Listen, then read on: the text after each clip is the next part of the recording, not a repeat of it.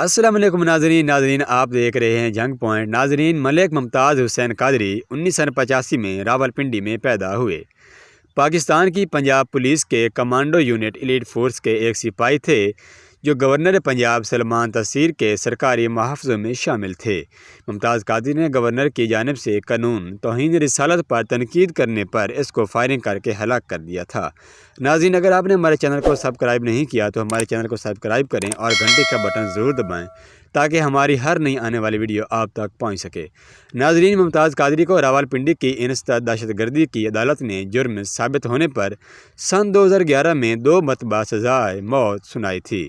سزا کے خلاف اپیل پر اسلام آباد ہائی کورٹ نے فروری 2015 میں اس مقدمے سے دہشت گردی کی دفعات تو خارج کر دی تھیں، تاہم سزائے موت برقرار رکھنے کا حکم دیا تھا۔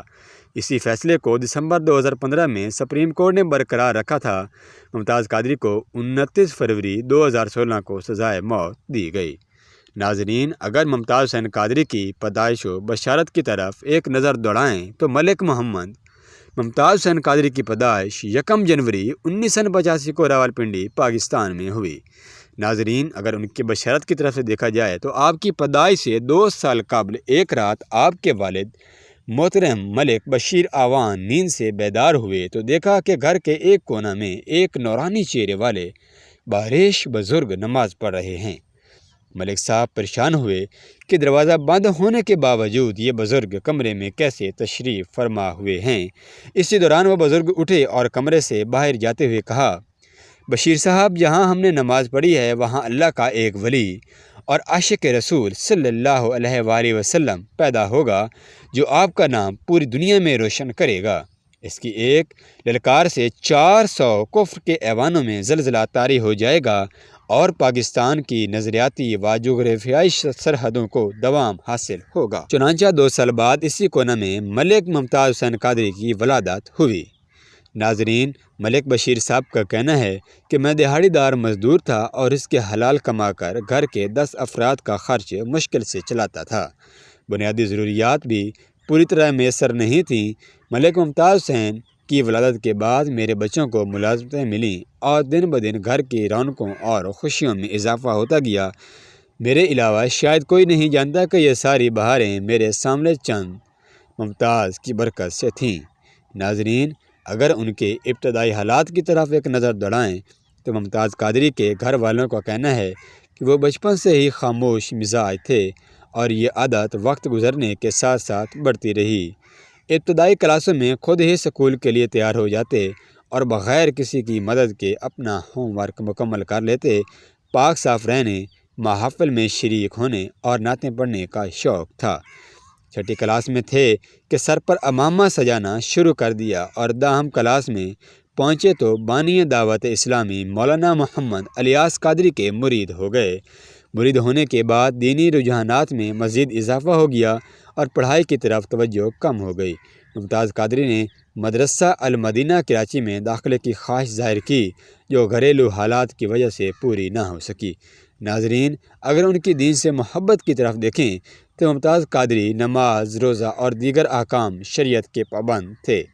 سنت رسول صلی اللہ علیہ وآلہ وسلم پر عمل کی کوشش کرتے، علماء کی محبت اور ان کی خدمات کو باعث فخر سمجھتے تھے۔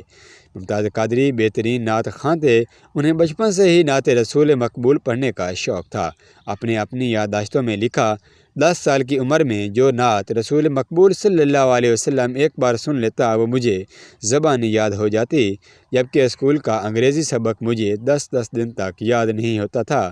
سبق یاد نہ ہونے کی وجہ صورت میں اسکول میں اساتذہ کو انگریزی نظم کی بجائے نعت رسول مقبول سنا دیتا تو ہر سزا سے بچ جاتا۔ اہل محلہ شاہد ہیں کہ ڈیوٹی سے چھٹی کے دنوں میں محلہ کے بچوں کو نعت شریف اور سنتیں سکھاتے تھے، اسی لیے محلے بھر کے بچے ان سے بہت محبت کرتے تھے۔ رقم نے ان کے دست مبارک سے لکھی ہوئی تحریر میں پڑھا، ہر وقت باوضو رہے، ہمیشہ سچ بولیے، مدنی چینل دیکھتے رہیے۔ آپ کا معمول تھا کہ روزانہ ڈیوٹی پر جانے سے پہلے اور ڈیوٹی سے واپسی پر اپنے نامولود شہزادے محمد علی رضا کو نعت شریف اور اذان سناتے۔ گرفتاری کے فوراً بعد کوہسار تھانے میں آپ پوجد کے عالم میں نعت رسول مقبول یا رسول اللہ تیرے چاہنے والوں کی خیر پڑھ کر بارگاہ رسالت میں حاضری لگوا رہے تھے اور شہادت سے قبل بھی کئی گھنٹے تک نعت خوانی میں مشغول رہے۔ آپ کے گھر والوں کا کہنا ہے کہ ہم نے دھوم دھام سے شادی کرنے کے لیے کافی رقم جمع کر رکھی تھی۔ شادی شریعت کے مطابق سادگی سے ہوگی، ڈسکو وغیرہ کی بجائے محفل کے اہتمام ہوگا اور بارات و ولیمہ میں چند افراد کو دعوت دی جائے گی۔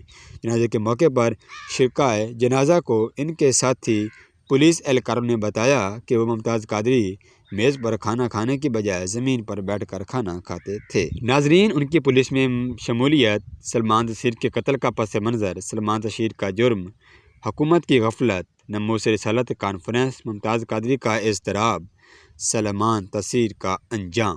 ناظرین، یہ ہم آپ کو اگلی قسط میں بتائیں گے۔ ناظرین، مجھے دیجیے اجازت۔ اللہ حافظ۔